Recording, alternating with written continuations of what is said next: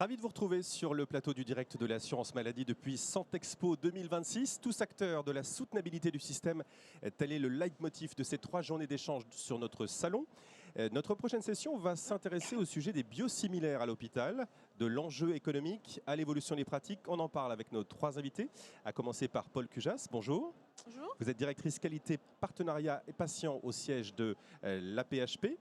À vos côtés, docteur Sophie Kelly. Bonjour. Bonjour. Vous êtes responsable du département des produits de santé à la CNAM, la Caisse nationale d'assurance maladie.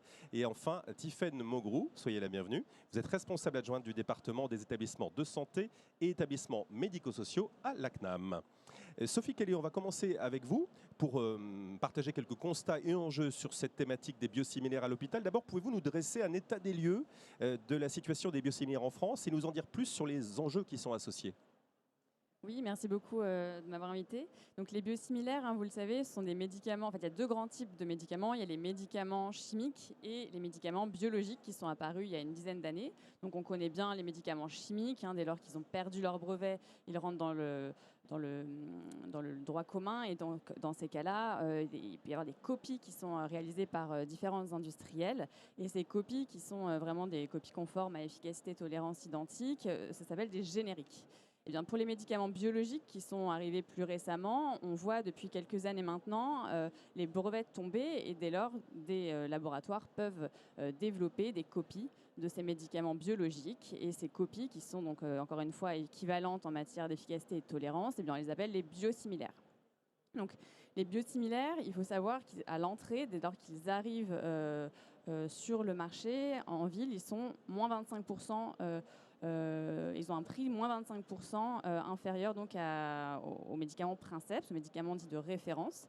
Et dès lors, ils constituent en eux-mêmes un levier majeur et très important pour la soutenabilité des dépenses, puisqu'on fait énormément d'économies. On estime que la prescription de biosimilaires chaque année permet d'économiser un peu plus de 200 millions d'euros, ce qui est majeur et on en a besoin pour équilibrer ou tenter en tout cas d'équilibrer les comptes à la fin au niveau des médicaments, puisqu'on sait qu'il y a beaucoup de médicaments innovants qui arrivent, qui sont très coûteux, donc il y a vraiment un équilibre à trouver, et cet équilibre, pour avoir ce semblant d'équilibre, on a vraiment besoin des biosimilaires, et on a besoin que ces biosimilaires soient prescrits de manière à pouvoir dégager ces économies-là.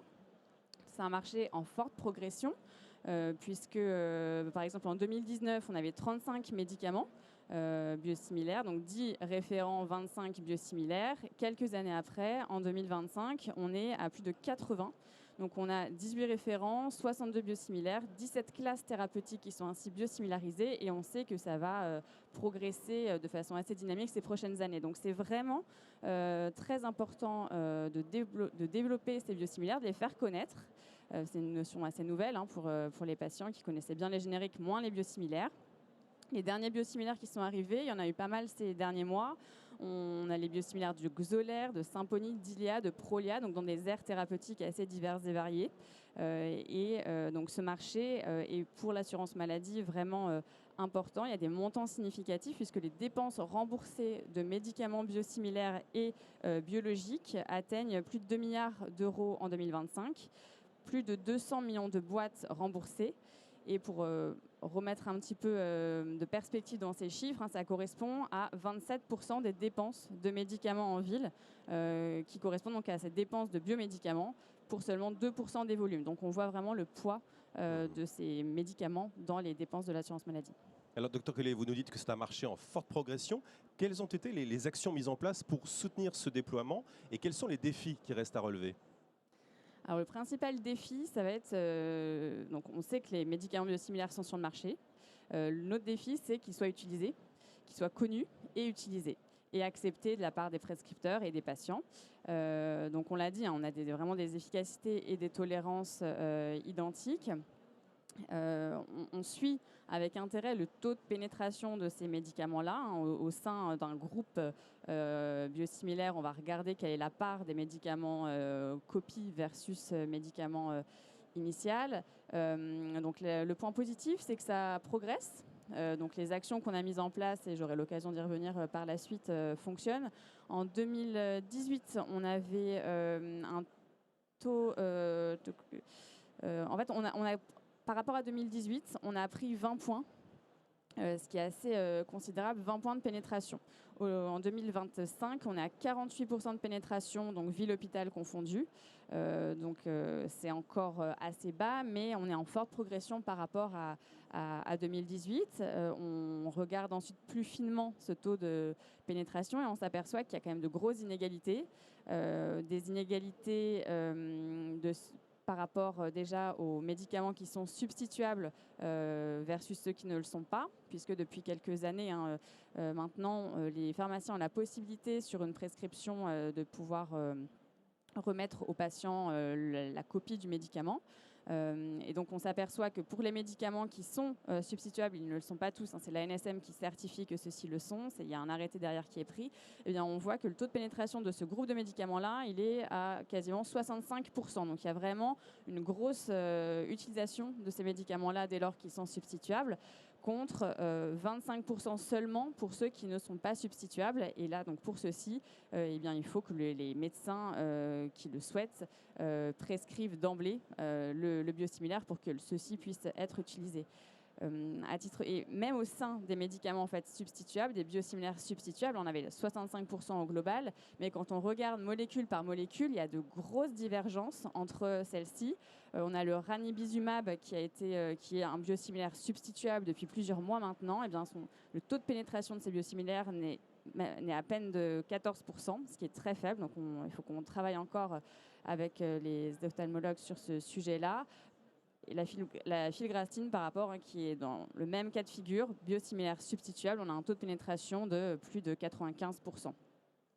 Et enfin, on a des grosses inégalités aussi en matière de prescripteurs, puisqu'on a un taux de pénétration de 49% chez les médecins salariés, 39% chez les omnipraticiens et 41% chez les spécialistes. Donc on a des inégalités à différents niveaux qu'on essaye d'améliorer. L'idée étant, les biosimilaires sont un enjeu majeur pour l'efficience des soins et donc notre intérêt collectif, c'est de les utiliser. Merci, docteur Kelly, pour ces constats et ces enjeux. Dans ce contexte, Paul Cujas, quelle est la position de la PHP sur le déploiement des biosimilaires et quels sont vos enjeux prioritaires ? Alors, il y a à la PHP, merci d'abord pour m'avoir invité à ce stand. Pour la PHP, évidemment, aucune difficulté de référencement des biosimilaires. Pour nous, c'est un enjeu majeur, d'efficience de nos pratiques d'achat. On référence les biosimilaires depuis des années maintenant à la PHP. On a, Sophie venait d'évoquer les taux de pénétration. On les suit aussi également, nous, de notre côté. À la différence des biosimilaires de ville, nous, on a des biosimilaires qui sont uniquement utilisés dans le cadre d'une hospitalisation. C'est sur cela qu'on met une énergie importante et à ce stade, le taux moyen de pénétration des biosimilaires à l'AP sont de près de 98%. Donc dès qu'un produit arrive sur le marché en biosimilaire, on le passe tout de suite en biosimilaire. Donc nous, notre enjeu, évidemment, il est en interne de pouvoir bénéficier très rapidement du biosimilaire dans le cadre de nos prescriptions hospitalières, avec un objectif qui est affiché de réduction des coûts du traitement pendant l'hospitalisation. Mais l'intérêt, il est aussi pour nos patients qui sortent, et ça rejoint ce que disait Sophie à l'instant, c'est la prescription qui est hospitalière et exécutée en ville, donc avec un impact direct pour les dépenses d'assurance maladie, mais un impact moins direct, on va dire, pour les dépenses de l'hôpital. Évidemment, les dispositifs d'incitation qui ont existé ou qui continueront peut-être d'exister, notamment via le CAQES, donc le contrat d'amélioration de la qualité et de l'efficience des soins, est un fort levier pour nous pour continuer de prescrire des biosimilaires initiés à l'hôpital. C'est effectivement à ce stade, nous, notre enjeu majeur, il est à l'intérieur pour nos prescriptions et maintenant aussi à l'extérieur pour maintenir une prescription de biosimilaires en ville. On évoque la stratégie nationale des biosimilaires, si vous le voulez bien maintenant, après avoir passé en revue les constats et les enjeux. Quelles ambitions et quelles actions, Dr Kelly, je me tourne à nouveau vers vous. Quelles sont les ambitions de la CNAM et quel est le plan d'action pour accélérer et faciliter l'évolution des modalités de prescription? Et puis, quelques mots également sur les acteurs qui sont impliqués dans la démarche ou qui peuvent y contribuer. Dites-nous tout.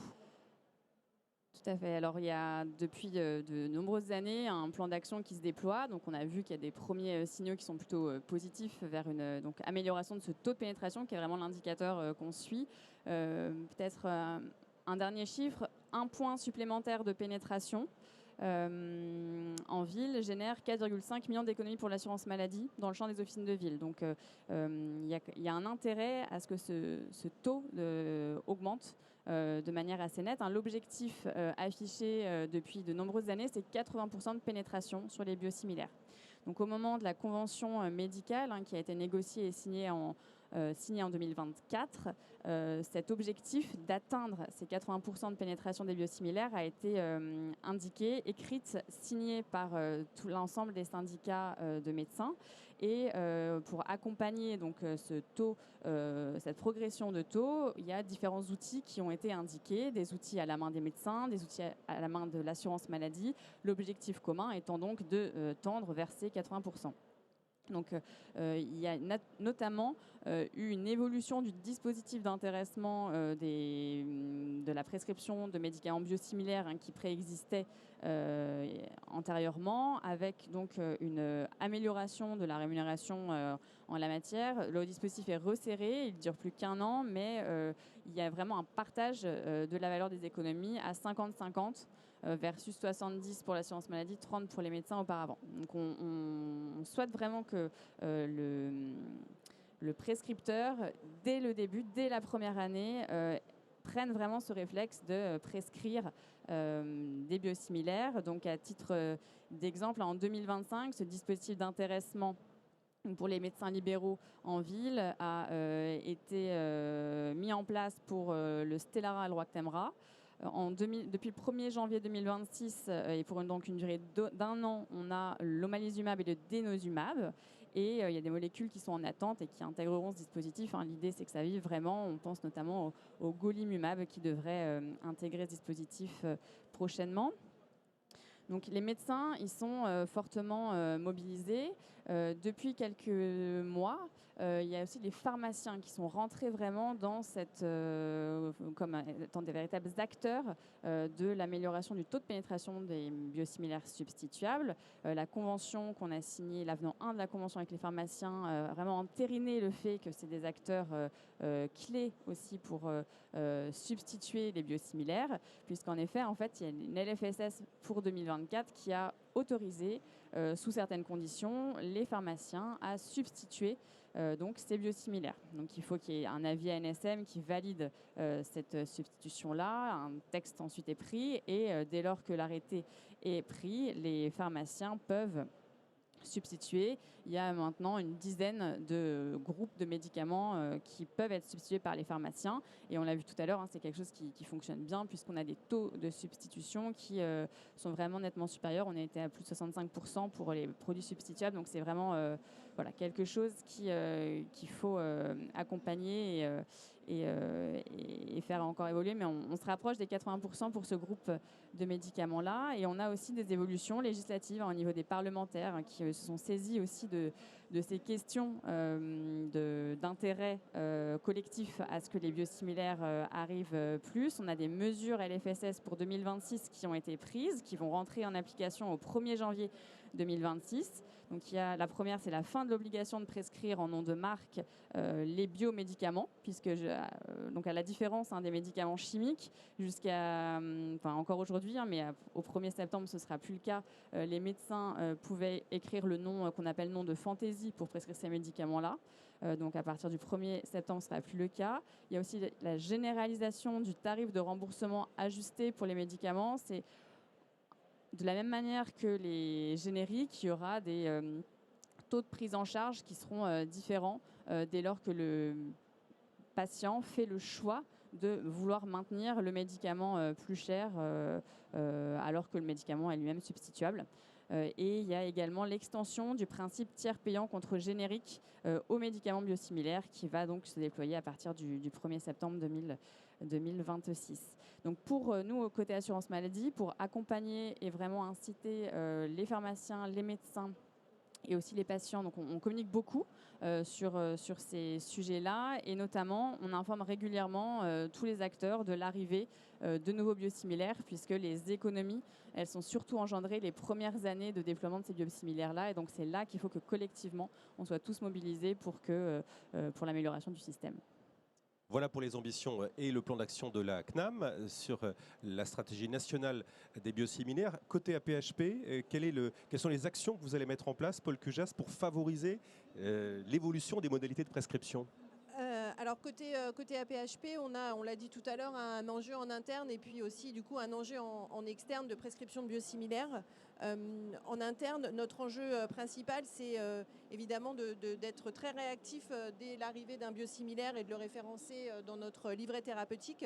Donc on met en place avec ce qui est l'AGEPS, qui est notre pharmacie centrale, on va dire, qui fait les marchés pour médicaments pour la PHP, des actions fortes de référencement rapide des biosimilaires dès qu'ils arrivent sur le marché.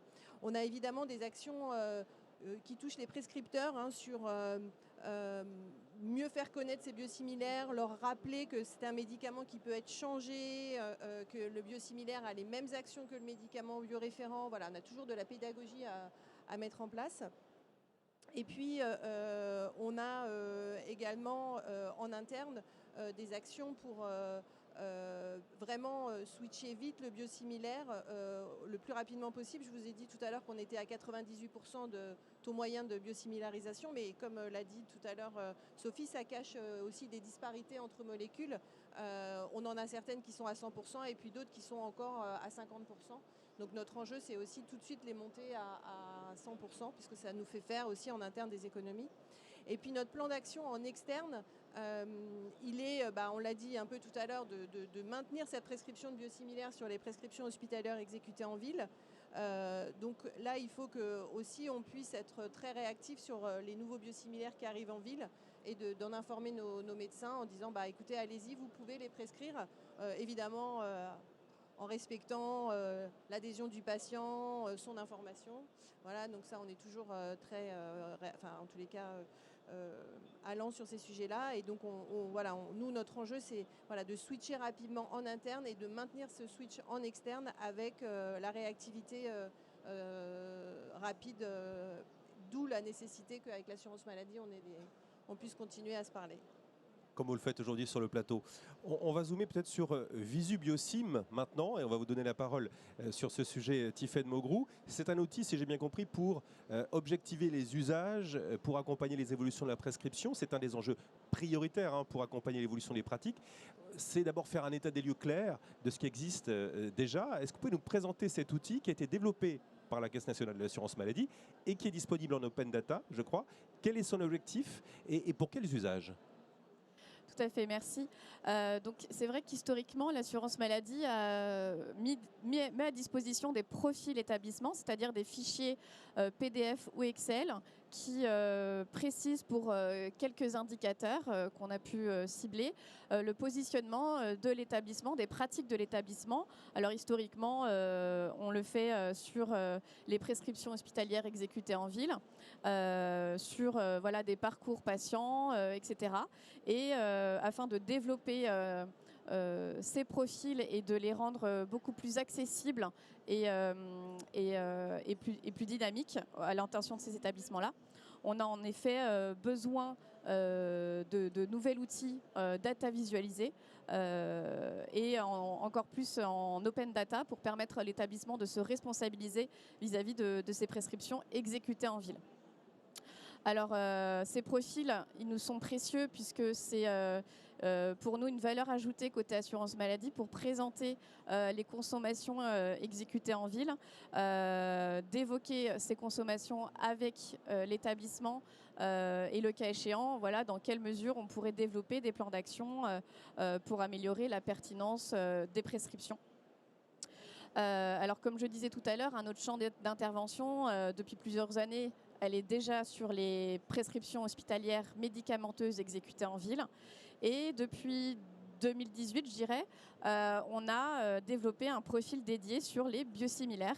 Ça s'explique avec, comme le disait Paul tout à l'heure, le développement des contrats d'amélioration de la qualité et de l'efficience des soins, mais aussi des expérimentations article 51, où il nous a semblé important d'informer l'établissement de l'état de ses prescriptions exécutées en ville.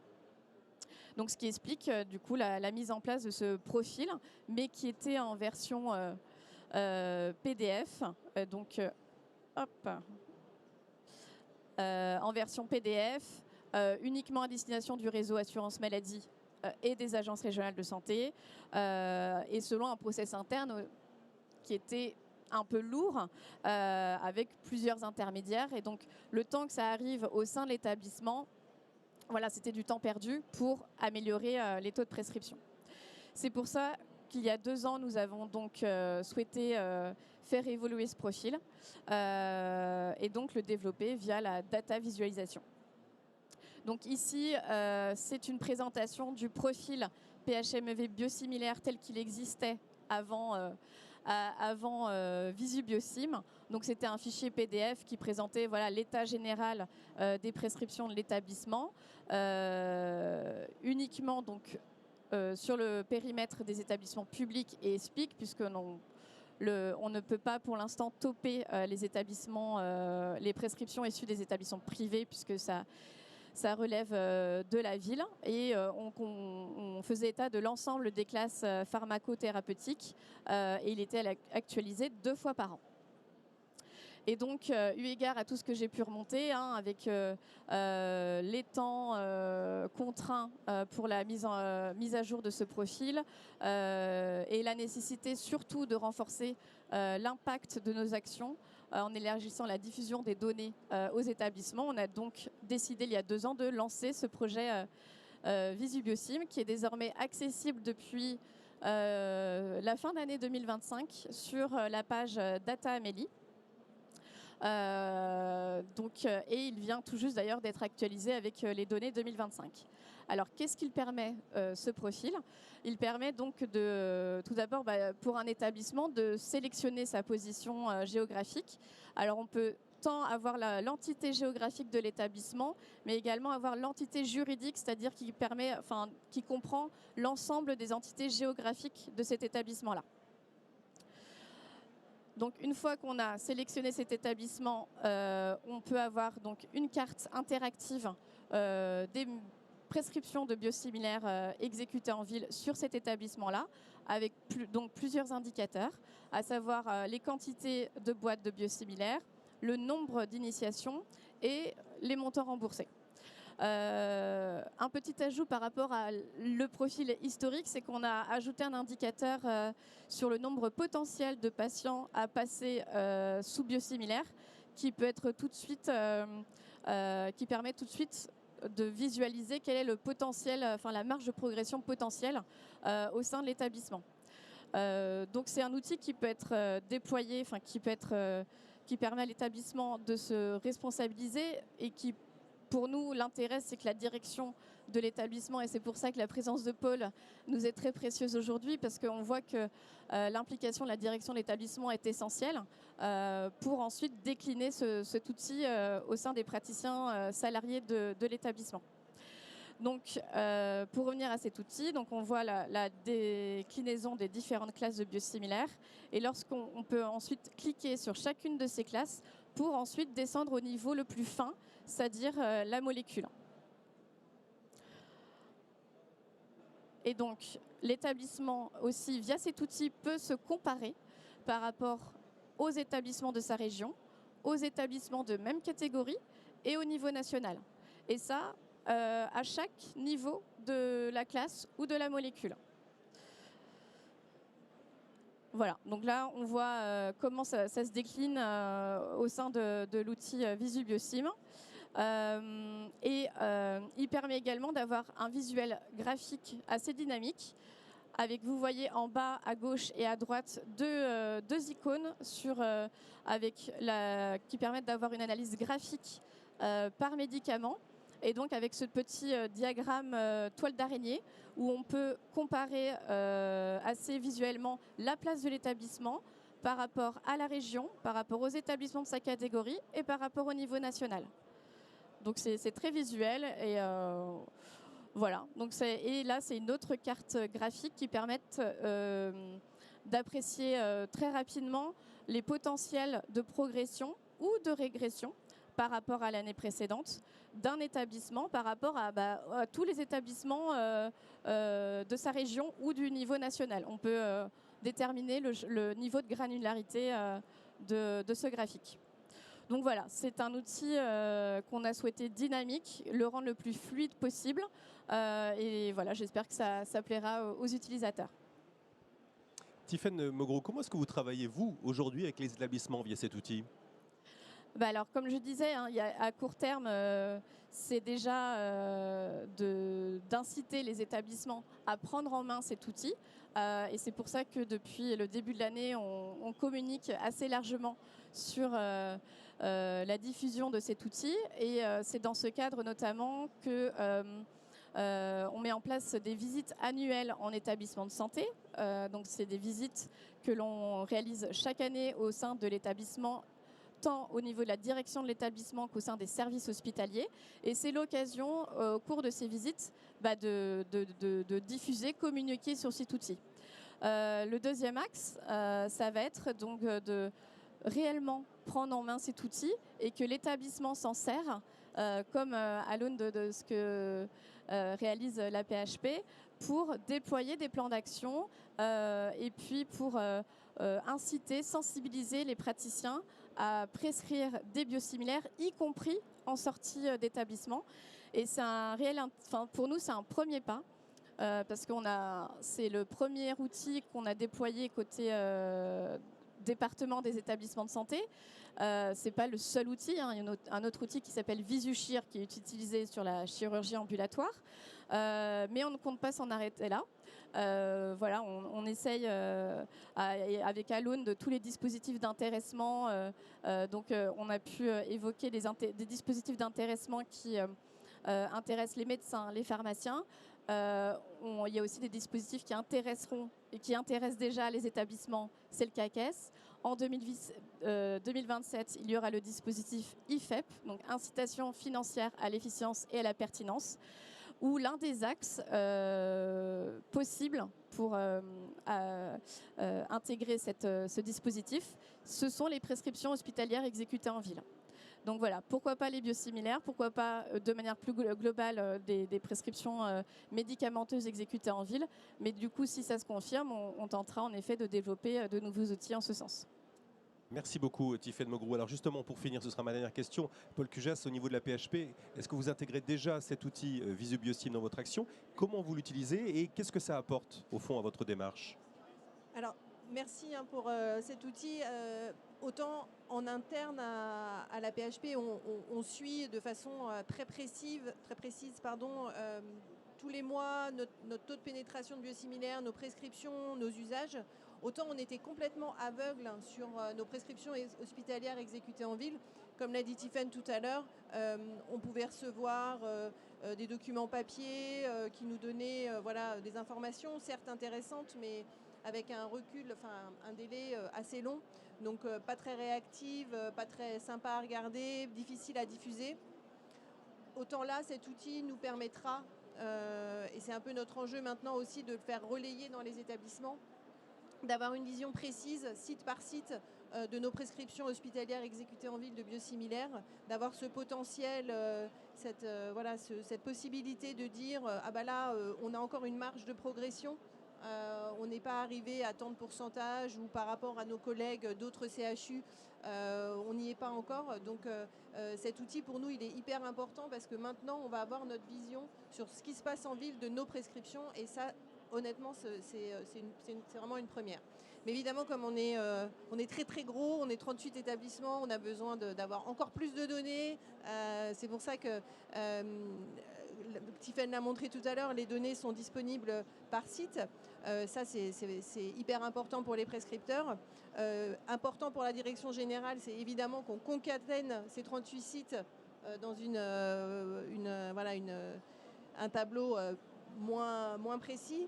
Mais par contre, pour les sites, à l'inverse, ce qui est important, parce qu'on considère, nous, à l'AP, qu'on peut piloter une prescription médicamenteuse uniquement à la granularité du service, bah maintenant, il nous faudrait avoir en fait, par service, les prescriptions pour justement avoir des actions très précises et leur donner. Là, ce qui est déjà super, c'est qu'on leur rend leurs données à l'échelon du site.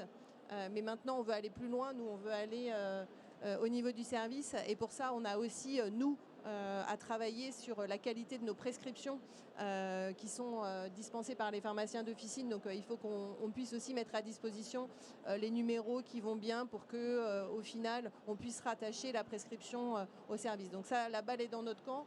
Donc avant que l'évolution arrive vers le service, il faut aussi que la PHP travaille à la qualité de ses prescriptions.